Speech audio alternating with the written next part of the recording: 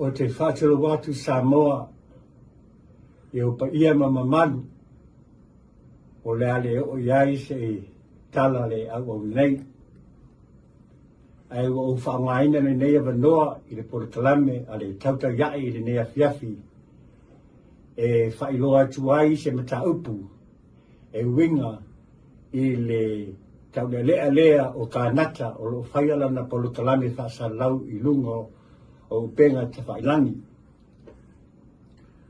Ua uma o na polo ina au ele ainga poto whaasina tonu iai le suafa sala ta noai i vai uru. Whaapea fwoi na tu alalo mai le nuu o le awaa. Fio tuala msala te vanga mai fale, te whare sifuru ma le whanwalu ina ia whaapea nao ne whaise tapu. Ma whailo atu ia te oe kānata.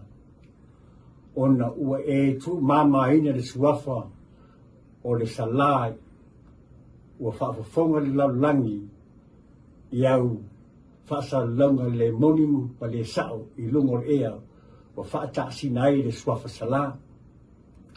O leo ua whaatuni nai au e le sao le ainga i Samoa na fionga i sao uma lava sa la suafa tanoi i vai ulu.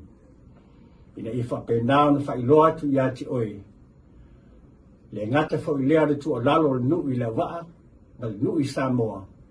Ne ia whapena in aua ne e toi whaungaina le suafa sala i luna o Porokalame.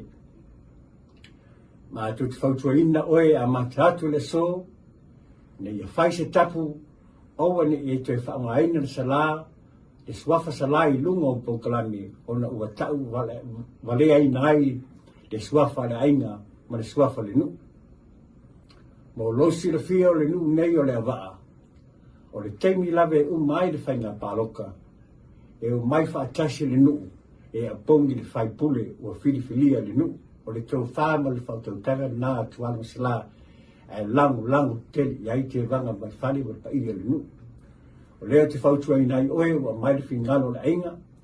Le nei whaalinga o uma saini alo ia tusi ala ainga o mai le nei aso.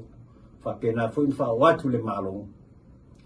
Sai nia e le sao le ainga, la fionga ia sala ta noai kili alo Samoa, la fionga ia sala lupe, chen mau, la fionga ia sala ime, leota, la fionga ia sala unga po ione falaniko, la fionga ia sala ta noai Antonio Sefo, la fionga ia sala te pora Joseph, la fionga ia sala Fabiano Vanu, la fionga ia sala Joseph Fata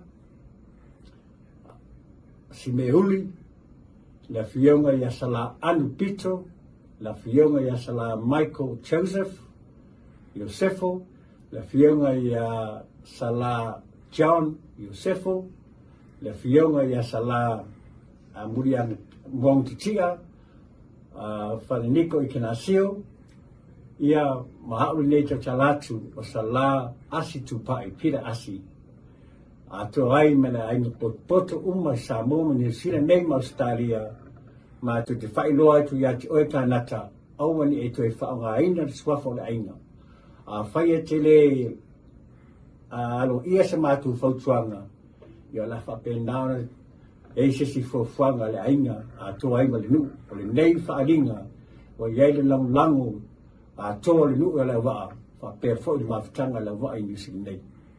Whawhitai tauta iai ma le whinea me noa mātungo whio mai e whailoa tuai, whaaleo tuai le sia ngana o le nei ainga o no le nei mita upu. Panuia la whaasasanga Samoa whawhitai soifua.